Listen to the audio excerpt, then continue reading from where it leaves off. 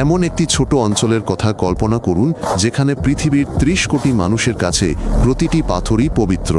খ্রিস্টান, মুসলিম এবং ইহুদিরা এই ভূখণ্ডের জন্য প্রাণ দিতেও প্রস্তুত, কারণ এখানেই তাদের নবীগণ সমাহিত এবং তাদের ধর্মের সবচেয়ে পবিত্র স্থানগুলো অবস্থিত। গত ১০০ বছরে এখানে ৫টি বড় যুদ্ধ, ২টি গণ অভ্যুত্থান এবং হাজার হাজার সংঘর্ষ হয়েছে, যার ফলে লক্ষ লক্ষ মানুষের মৃত্যু ঘটেছে। এখনও কোনো শান্তিপূর্ণ সমাধান নেই এবং প্রতি বছর পরিস্থিতি কেবল আরও খারাপ ও জটিল হচ্ছে। পুরো সংঘাতটি আসলে একটিমাত্র শহরকে কেন্দ্র করে, যেখানে মাত্র ১ বর্গ কিলোমিটারের মধ্যে এতগুলো পবিত্র স্থান কেন্দ্রীভূত রয়েছে যে তা অবিশ্বাস্য। ইহুদিদের জন্য পশ্চিম প্রাচীর হল তাদের প্রাচীন মন্দিরের শেষ অবশেষ। মুসলমানদের জন্য আল আকসা মসজিদ হল সেই স্থান যেখান থেকে নবী স্বর্গে আরোহণ করেছিলেন। খ্রিস্টানদের জন্য চার্চ অব দ্য হোলি সেপালকার হল সেই স্থান যেখানে খ্রিস্টকে মৃত্যুদণ্ড দেওয়া হয়েছিল এবং সমাধিস্থ করা হয়েছিল। প্রতিটি ধর্মই জেরুজালেমকে তাদের চিরন্তন রাজধানী বলে দাবি করে। এই শহরটির মালিকানা কার, এই প্রশ্নটি এতটাই বিস্ফোরক যে যখন আমেরিকা এটিকে ইসরায়েলের রাজধানী হিসেবে স্বীকৃতি দেয় তখন বিশ্বজুড়ে দাঙ্গা ছড়িয়ে পড়ে। ৪০০ বছর ধরে এই ভূখণ্ডগুলো অটোমান সাম্রাজ্যের অংশ ছিল, যেখানে মুসলিম ও খ্রিস্টান আরবরা বাস করত এবং ইহুদিদের সংখ্যা ছিল ১০%-এরও কম।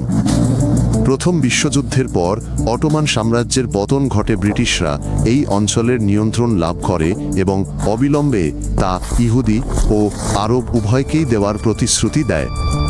১৯৪৭ সালে জাতিসংঘ এই ভূখণ্ডকে ইহুদি ও আরব রাষ্ট্রে বিভক্ত করার এবং জেরুজালেমকে একটি আন্তর্জাতিক শহর হিসেবে গড়ে তোলার সিদ্ধান্ত নেয়। ইহুদিরা এতে সম্মত হয় এবং অবিলম্বে স্বাধীনতা ঘোষণা করে। অন্যদিকে আরবরা তাদের অর্ধেক ভূমি কেন ছেড়ে দিতে হবে তা না বুঝেই দ্ব্যর্থহীনভাবে তা প্রত্যাখ্যান করে। ইসরায়েলের স্বাধীনতা ঘোষণার পরের দিনই রাষ্ট্রটিকে ধ্বংস করার জন্য ৫টি আরব সেনাবাহিনী ভূখণ্ডটিতে আক্রমণ করে। যুদ্ধটি ১ বছর ধরে চলে এবং আরবদের সম্পূর্ণ পরাজয়ের মধ্য দিয়ে এর সমাপ্তি ঘটে। জাতিসংঘের পরিকল্পিত ৫৬%-এর পরিবর্তে ইসরায়েল ভূখণ্ডটির ৭৮% দখল করে নেয়। ৭ লক্ষ ফিলিস্তিনি তাদের বাড়িঘর থেকে পালিয়ে যায় বা বিতাড়িত হয়। শত শত গ্রাম মাটির সাথে মিশিয়ে দেওয়া হয় বা ইহুদিরা সেখানে পুনরায় বসতি স্থাপন করে। ফিলিস্তিনিরা একে নাকবা বলে, যার অর্থ মহাবিপর্যয়, কারণ ১ বছরের মধ্যে তারা তাদের মাতৃভূমি ও ঘরবাড়ি উভয়ই হারিয়ে একটি উদ্বাস্তু জাতিতে পরিণত হয়েছিল। ১৯৬৭ সালের জুন মাসে ইসরায়েল ৬ দিনে ৩টি আরব সেনাবাহিনীকে পরাজিত করে নিজেদের ভূখণ্ডের ৩ গুণ দখল করে নেয়। সিনাই উপদ্বীপ, গোলান মালভূমি, গাজা উপত্যকা, পশ্চিম তীর এবং পূর্ব জেরুজালেমের সমস্ত পবিত্র স্থান সহ ইসরায়েলি নিয়ন্ত্রণে চলে আসে।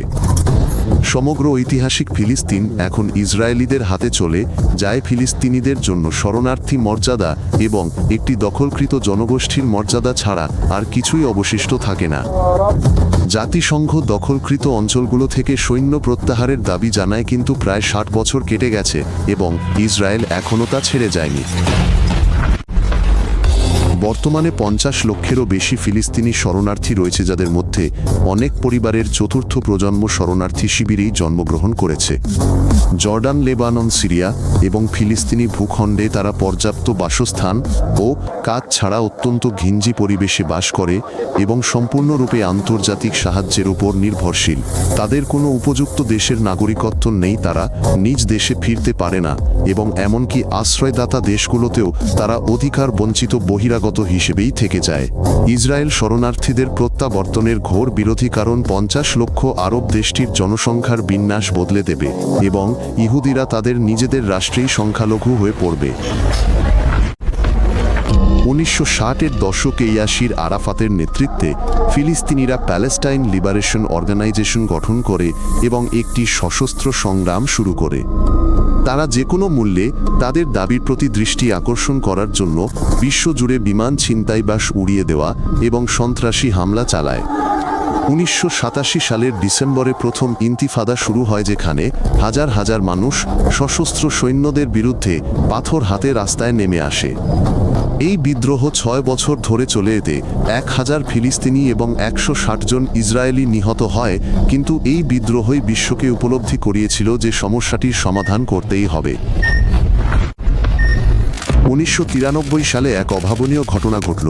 ঘোর শত্রু রাবিন ও আরাফাত সমগ্র বিশ্বের সামনে হোয়াইট হাউসের লনে হাত মেলালেন। চুক্তি অনুসারে ইসরায়েল কিছু অঞ্চল থেকে তার সৈন্য প্রত্যাহার করে নেও ফিলিস্তিনিরা স্বায়ত্ত শাসন লাভ করে এবং একটি ভবিষ্যৎ স্বাধীন রাষ্ট্রের প্রতিশ্রুতি পায়। বেশ কয়েক বছর ধরে শান্তি সত্যিই সম্ভব বলে মনে হচ্ছিল। আরাফাত নায়ক হিসেবে দেশে ফিরলেন, একটি ফিলিস্তিনি পুলিশ বাহিনী ও সরকার গঠিত হলো এবং মানুষ ভবিষ্যতের উপর বিশ্বাস করতে শুরু করল।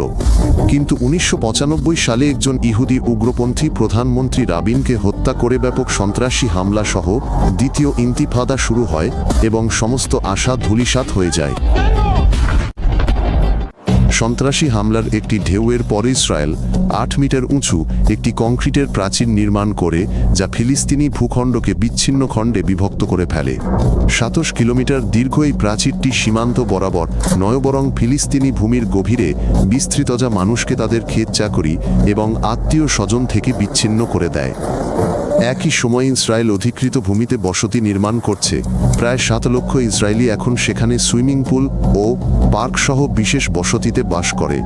এই বসতিগুলো আন্তর্জাতিক আইন লঙ্ঘন করে, কিন্তু প্রতি বছর নতুন নতুন বাড়িঘর তৈরি হচ্ছে, যা ভূখণ্ডকে বিভক্ত করে ফেলছে এবং একটি ঐক্যবদ্ধ ফিলিস্তিনি রাষ্ট্র গঠনকে অসম্ভব করে তুলছে। গাজা হলো সেন্ট পিটার্সবার্গের সমান আয়তনের একটি ভূখণ্ড, যেখানে মাত্র 360 বর্গ কিলোমিটার জায়গায় 20 লক্ষ মানুষ বাস করে। এটি পৃথিবীর সবচেয়ে ঘনবসতিপূর্ণ স্থান, যা চারিদিক থেকে প্রাচীর ও নৌ অবরোধ দ্বারা পরিবেষ্টিত, ফলে এখান থেকে বের হওয়া কার্যত অসম্ভব। 2007 সালে হামাস ক্ষমতা দখলের পর ইসরায়েল ও মিশর সীমান্ত সম্পূর্ণরূপে বন্ধ করে দেয় এবং প্রতিটি ট্রাকের ওপর নজরদারি শুরু করে। এখানে দিনে মাত্র 4 ঘন্টা বিদ্যুৎ পাওয়া যায়, পানীয় জলের তীব্র অভাব, কোনো কাজ নেই এবং জনসংখ্যার অর্ধেকেরও বেশি শিশু, যারা কখনো শান্তি দেখেনি। হামাস একটি উগ্রপন্থী ইসলামপন্থী সংগঠন, যা ইসরায়েলের অস্তিত্বের অধিকারকে অস্বীকার করে এবং সশস্ত্র সংগ্রামের ডাক দেয়। তারা পুরো গাজা উপত্যকার নিচে শত শত কিলোমিটার দীর্ঘ সুড়ঙ্গ খনন করেছে, যার কিছু প্রায় 30 মিটার গভীর এবং কংক্রিটের দেয়াল ও বিদ্যুৎ সংযোগ রয়েছে। এটি জঙ্গিদের চলাফেরা, অস্ত্র মজুত চোরাচালান এবং বিমান হামলা থেকে আড়াল নেওয়ার জন্য একটি আস্ত ভূগর্ভস্থ শহর। এটি একটি অবিশ্বাস্য প্রকৌশল ব্যবস্থা। যখন ইসরায়েল এই সুড়ঙ্গ ও রকেট ডিপোগুলো ধ্বংস করার জন্য গাজায় বোমা হামলা চালায়তক্ষণ, প্রতিবার শত শত বেসামরিক মানুষ মারা যায়, কারণ সেখানকার জনসংখ্যার ঘনত্ব ভয়াবহ। পশ্চিম তীরে 3 মিলিয়ন ফিলিস্তিনি এবং সি অঞ্চলে বাস করে, যেগুলোর নিয়ন্ত্রণের মাত্রা বিভিন্ন। ফিলিস্তিনিরা তাদের ভূমির মাত্র 18% নিয়ন্ত্রণ করে, বাকি অংশ ইসরায়েলি শাসনাধীন, যেখানে সর্বত্র সামরিক চৌকি রয়েছে। এক শহর থেকে অন্য শহরে যাতায়াতের জন্য ফিলিস্তিনিদের চৌকিতে লাইনে দাঁড়াতে হয়, যেখানে সৈন্যরা কোনো ব্যাখ্যা ছাড়াই তাদের ফিরিয়ে দিতে পারে অথবা ঘন্টার পর ঘন্টা আটক রাখতে পারে। এই অঞ্চলের বেশিরভাগ জায়গায় ফিলিস্তিনিদের জন্য বাড়ি তৈরির অনুমতি পাওয়া প্রায় অসম্ভব। অনুমতি ছাড়া বাড়ি তৈরি করা হলে বুলডোজার দিয়ে তা ভেঙে দেওয়া হয়। বিগত 20 বছরে 2000-এরও বেশি ফিলিস্তিনি শিশু এবং 1.5 ইসরায়েলি শিশু মারা গেছে এবং একটি গোটা প্রজন্ম যুদ্ধ ও ঘৃণার মধ্যে বড় হয়েছে। গাজার শিশুরা অবরোধ, গোলাবর্ষণ এবং সামরিক অভিযান ছাড়া অন্য কোনো জীবন চেনে না। তাদের অর্ধেকেরও বেশি তীব্র যুদ্ধ পরবর্তী মানসিক চাপে ভোগে। অনেকেই তাদের বাবা মা ভাই বোনদের মরতে দেখেছে, তাদের ঘরবাড়ি ধসে পড়তে দেখেছে এবং ধ্বংসস্তূপের নিচে মানুষের আর্তনাদ দেখেছে। এটাই তাদের স্বাভাবিক শৈশব। সীমান্তের কাছে শহরগুলোতে ইসরায়েলি শিশুরাও সাইরেনের শব্দের মধ্যে বড় হয়রকেট উড়লে বোমা আশ্রয়কেন্দ্রে ছুটে যায় এবং উচ্চ শব্দ ও আতশবাজিকে ভয় পায়। যেসব আরব দেশ ফিলিস্তিনিদের সাথে সবসময় ভ্রাতৃত্বের শপথ নিয়েছে, তারা অনেক আগেই এই বিষয় থেকে নিজেদের হাত গুটিয়ে নিয়েছে এবং নিজেদের সমস্যার দিকে মনোযোগ দিয়েছে। মিশর ইসরায়েলের মতোই কঠোরভাবে গাজার সাথে সীমান্ত বন্ধ রেখে যে জর্ডান লক্ষ লক্ষ শরণার্থীকে আশ্রয় দিলেও তাদের নাগরিকত্ব বা অধিকার থেকে বঞ্চিত করেছে। সাম্প্রতিক বছরগুলোতে সংযুক্ত আরব আমিরাত, বাহরাইন, মরক্কো এবং সুদান অর্থনৈতিক লাভ ও প্রযুক্তির জন্য ইসরায়েলের সাথে সম্পর্ক স্বাভাবিক করেছে, যা কার্যত ফিলিস্তিনিদের সাথে বিশ্বাসঘাতকতা। বেশিরভাগ আরব সরকারের কাছে ফিলিস্তিনি ইস্যুটি আর অগ্রাধিকারের বিষয় নয়, তারা বাণিজ্য ও উন্নয়ন চায়নের ভূমি নিয়ে যুদ্ধ নয়। 146টি দেশ ফিলিস্তিনকে আনুষ্ঠানিকভাবে একটি স্বাধীন রাষ্ট্র হিসেবে স্বীকৃতি দিয়েছে, যা বিশ্বের মোট দেশের 3/4। তবে প্রধান পশ্চিমা শক্তিগুলো, যুক্তরাষ্ট্র ও ইউরোপীয় ইউনিয়ন, ইসরায়েলের সঙ্গে আলোচনার প্রয়োজনীয়তার কথা উল্লেখ করে এখনও ফিলিস্তিনকে স্বীকৃতি দিতে অস্বীকার করছে। 2012 সাল থেকে ফিলিস্তিন জাতিসংঘে পর্যবেক্ষক মর্যাদা পেয়েছে, কিন্তু বাস্তবে এটি কোনো পরিবর্তন আনে না এবং কোনো প্রকৃত ক্ষমতাও প্রদান করে না। বৈপরীত্যটি হল, রাষ্ট্রটি আনুষ্ঠানিকভাবে স্বীকৃত কিন্তু এর কোনো অস্তিত্ব নেই। এর ভূখণ্ড খণ্ডিত, সীমানা অনির্ধারিত এবং সার্বভৌমত্ব বলে কিছু নেই।